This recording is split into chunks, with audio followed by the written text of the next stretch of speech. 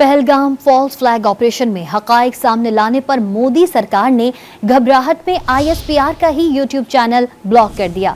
मोदी सरकार ने ज़राए इब्लाग और मीडिया चैनल्स पर पाबंदी के बाद अब आईएसपीआर का ऑफिशियल यूट्यूब चैनल और एक्स अकाउंट भी मुअत्तल कर दिया है। डीजी आईएसपीआर ने 29 और 30 अप्रैल को पाकिस्तान में भारतीय दहशतगर्दी और झूठ को मुफस्सिल तरीके से बेनकाब किया। गुज़िश्ता रोज मोदी सरकार ने आईएसपीआर के ऑफिशियल अकाउंट को भी ब्लॉक कर दिया। भारतीय मीडिया ने भी एतराफ़ किया कि पाकिस्तानी मीडिया बयानिए की जंग जीत गया है।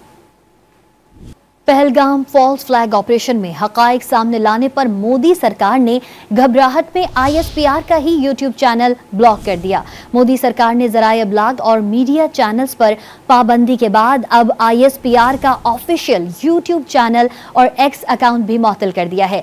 डीजी आईएसपीआर ने 29 और 30 अप्रैल को पाकिस्तान में भारतीय दहशतगर्दी और झूठ को मुफस्सिल तरीके से बेनकाब किया। गुज़िश्ता रोज मोदी सरकार ने आईएसपीआर के ऑफिशियल अकाउंट को भी ब्लॉक कर दिया।